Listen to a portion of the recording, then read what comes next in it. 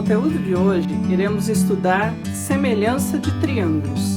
E a primeira coisa que a gente precisa entender o que é ser semelhante. Se você tem um irmão gêmeo, você é igual ou é semelhante? Eu posso dizer que você é semelhante, porque igual, os gêmeos não são. Eles podem ter alguns milímetros, centímetros de altura diferentes, outras características que vão diferenciá-los. E isso também acontece com os triângulos. Nós temos aqui no primeiro exemplo dois triângulos que eu chamo de semelhantes, porque eles possuem o mesmo formato, mas o tamanho deles é diferente. Outras características que os triângulos semelhantes têm é que os ângulos internos são iguais. Isso significa que se os dois estão na mesma posição, como é o caso desses dois primeiros, este ângulo aqui, ó, ele vai ter exatamente a mesma medida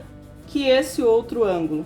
Mas a medida aqui de baixo, por exemplo, dessa parte aqui, ela é igual?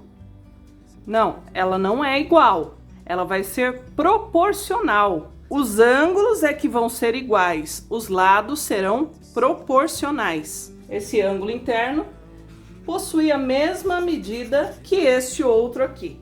Vamos dar um exemplo em números, já que a gente sabe que dentro de um triângulo, independente do tamanho que ele tenha, nós temos sempre 180 graus. Então, a soma dos ângulos internos de um triângulo vai ser sempre 180 graus. Então, nós temos aqui um ângulo que eu já sei que é 90 graus, porque o símbolo de 90 graus é esse daqui, é um quadradinho com um pontinho, e ele forma um L sempre. Então, esse é o ângulo de 90 graus. Então, aqui eu também tenho 90 graus.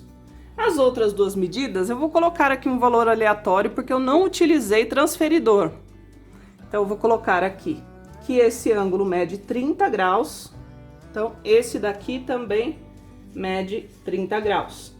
Como eu sei que sempre dentro de um triângulo, independente do formato, a soma sempre será 180, eu já posso dizer para vocês quanto é que está faltando aqui. É só somar.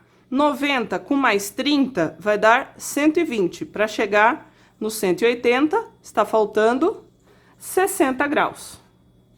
Então, o ângulo rosa aqui, no caso, mede 60 graus.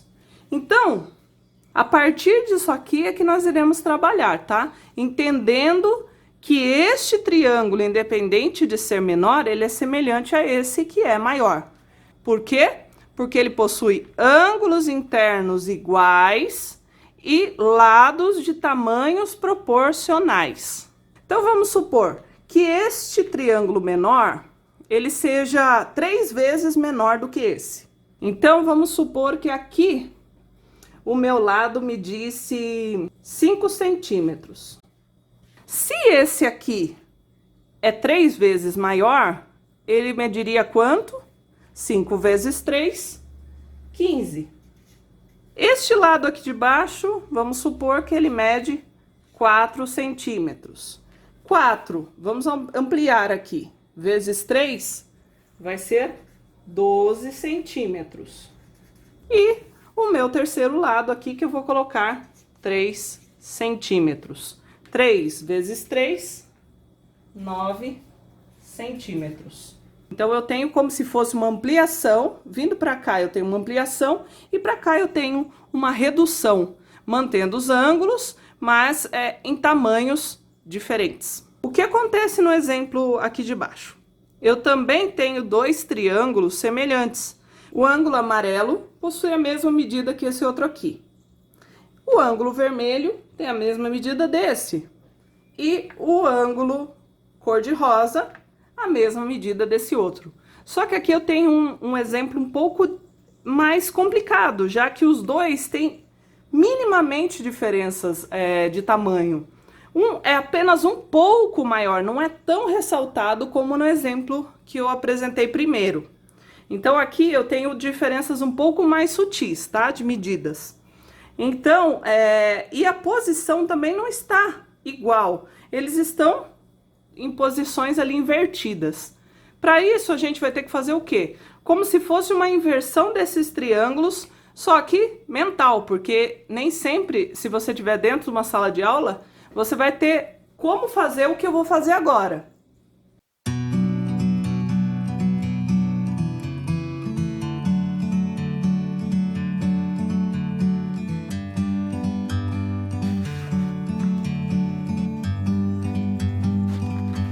Like a bird on a tree.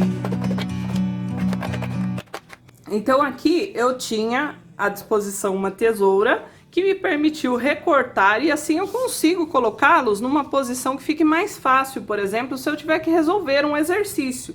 Fica mais fácil eu descobrir que este lado é proporcional a esse, este outro proporcional a esse e este proporcional a esse aqui. Outro artifício que é possível usar é você reparar na cor dos ângulos, né? Ou nas características. Em alguns exercícios, os ângulos aparecem dessa forma. Esse é o ângulo 1, então, 1. Ângulo 2, ângulo 2. Isso também pode ser interpretado como se eles tivessem a mesma medida.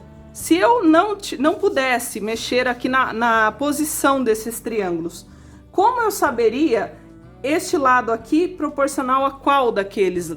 Então, eu olharia aqui no ângulo. É o lado que vai de uma ponta é o ângulo vermelho e na outra ponta o amarelo. Então, vermelho e amarelo aqui. Então, este lado é proporcional a esse aqui, ok? Vamos ao que interessa. Como é que eu vou usar este conteúdo na hora de resolver problemas que envolvem semelhança de triângulos?